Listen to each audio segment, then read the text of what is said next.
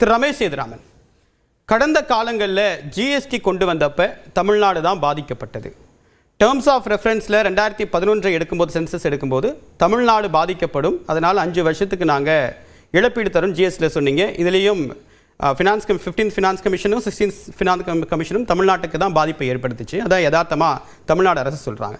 இப்போ எதுலேயும் தமிழ்நாடுடைய கருத்தை கேட்காம அவசரமாக டீலிமிட்டேஷன் ப்ராசஸ் தொடங்குறதுக்கான நோக்கம் என்ன?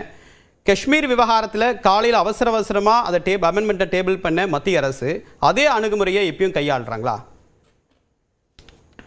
இல்ல நான் அப்படி பார்க்கல. ஆனா ஒரு விஷயம் நான் தெளிவுபடுத்தணும்னு, இது இப்படியாக இவர்கள் சொல்வது போல ஒரு அநீதி இழைக்கப்படுமானால் யாருமே பாஜகவை சப்போர்ட் பண்ண மாட்டாங்கிறத நீங்க புரிஞ்சுக்கணும். இன்னொன்னு, நிச்சயமா இது தேர்தல் முடிஞ்சு கூட அவங்க பண்ணலாம், ஒன்னும் இப்பதான் பண்ணணுங்கிற அவசியம் கிடையாது. இது ரொம்ப லாங் டிஸ்கஷன்ல போயிட்டு இருக்கு அப்படிங்கிறது ஒண்ணு. ரெண்டாவது முக்கியமான விஷயம் நீங்க பார்க்க வேண்டியது, இப்போ நம்ம நம்ம என்ன சொல்றோம், ஸ்டேட் எவ்வளவு சீட் இருக்கு அப்படிங்கறத சொல்றோம். நான் அதே ஒரு லாஜிக்க இப்ப தமிழ்நாட்டை பொறுத்த வரைக்கும் இருக்கக்கூடிய மாவட்டங்கள், அதுல எத்தனை அசம்பிளி சீட் இருக்கு, அதுல எத்தனை பாப்புலேஷன் இன்னைக்கு இருக்கு, அவங்களோட ரெவென்யூ என்ன, அதுக்கு பிரிச்சு கொடுக்கறதுல இன்னைக்கு ரெவென்யூ இதுல இருந்து ஆரம்பிச்சு ஏதாவது இன்வெஸ்ட்மெண்ட்ஸ்ல இருந்து ஆரம்பிச்சு மற்ற விஷயங்களை எல்லாமே இவங்க நியாயப்படியா பண்றாங்களா? ஏன் அத்தனை தொகுதிகள் இன்னைக்கு கான்ஸ்டிடியூவன்சிஸ் இல்ல அப்படின்னு நம்ம கேட்க முடியுமா? ஒரு உதாரணத்துக்கு சொல்றேன், சென்னையில பாத்தீங்கன்னா 16 அசம்பிளி கான்ஸ்டிடியூவன்சிஸ் இருக்கு. பாப்புலேஷன் எடுத்தீங்கன்னா கிட்டத்தட்ட ஒரு 86 லட்சம் 87 லட்சம் சொல்றாங்கன்னு வச்சுப்போமே, அப்படியே வச்சா கூட ஓகே. ஆனா என்னுடைய கேள்விங்கிறது இங்க வார்ட்ஸ் 200. இதே கோயம்புத்தூர் எடுத்து பாத்தீங்கன்னா அசம்பிளி சீட் 10 தான், ஆனா வார்டு எக்ஸாக்டா 100 இருக்கு. சோ அவங்களோடது பாத்தீங்கன்னா கிட்டத்தட்ட 45%. சார் பாலச்சந்திரன் சார் ஏதோ இடைமறிக்கணும்னு ஆசைப்படுறேன், இப்பதான் ஆரம்பிச்சிருக்கேன், பட் பரவாயில்ல, நீங்க கருத்தை நிறைவு பண்ணிடுங்க. அவருக்கு சார்ட்ட அப்புறம் பேசுங்க, நீங்க நிறைவு பண்ணுங்க. இல்ல பாலச்சந்திரன் சார் குயிக்கா சொல்றாருன்னா பரவாயில்ல, இல்ல நீங்க பேசுங்க, பதில் சொல்லு. இல்ல நீங்க முதல் சுற்று கருத்து தான் பேச ஆரம்பிச்சீங்க, பேசுங்க. ஓகே சரி பரவாயில்ல. இல்ல இப்போ ஜஸ்ட் ஒரு உதாரணத்துக்கு லாஜிக்கா நம்ம சொல்லணும் அப்படின்னு ஆரம்பிச்சா நம்ம எப்படி வேணா எடுத்துக்கலாம். திரும்பவும் சொல்வது, நான் ரொம்ப தெளிவா சொல்றேன், நிச்சயமாக இந்த எலெக்ஷன் டைம்ல செய்ய வேண்டாம். ஏன்னா அது எதிர்த்தரப்பு ஒரு பிரச்சாரத்திற்கு வலு சேர்ப்பதாக இருக்கும். ரெண்டாவது முக்கியமாக நான் சொல்லக்கூடிய விவகாரம் இதுல டீலிமிட்டேஷன் வந்ததுன்னா நிச்சயமா ஈக்குவலான ரெப்ரசன்டேஷன் ஃபார் ஸ்டேட்ஸ். இன்ஃபேக்ட் எப்படி பார்க்கணும் அப்படின்னாக்க நீங்க மொத்தம் 19 அந்த 50% சொல்ல முடியாது.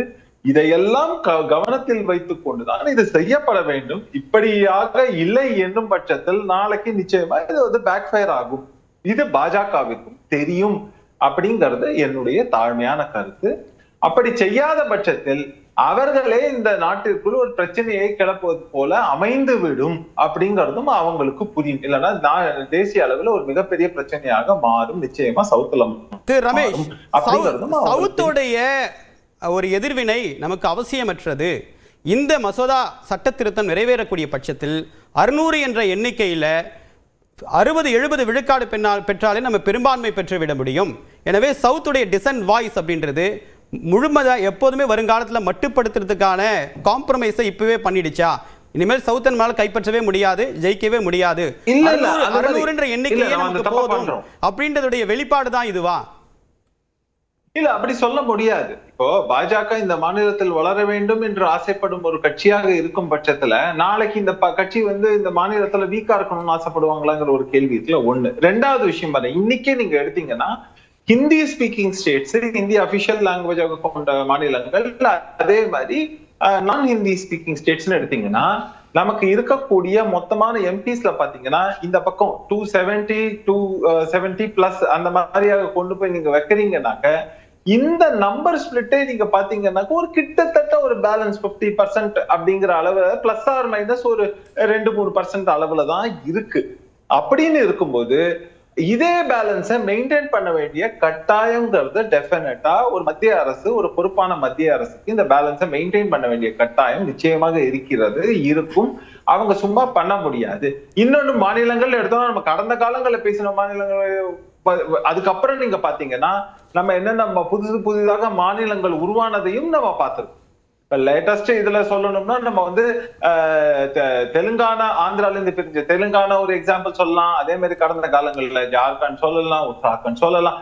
இந்த மாதிரியாக பல மாநிலங்களும் வந்திருக்கும் போது இந்த மாதிரியாக நம்ம வந்து சொல்லலாம். இன்னொன்னு, நாளைக்கு வந்து இதே மாதிரி இந்த டிஸ்ட்ரிக்ட்ஸ் பிரியறதா இருக்கலாம், இல்லைன்னா மற்ற ஃபர்தர் டெவலப்மெண்ட்ஸ் எல்லா ஆஸ்பெக்ட்லயும் நீங்க பாத்தீங்கன்னா இல்ல திரு ரமேஷ் சேதுராமன், இது வந்து ஸ்டேட்ஸ் பிரியிறது அப்படின்றது கடைசியா ஜம்மு காஷ்மீர், லடாக் தான் யூனியன் பிரதேசமா மாத்துனது.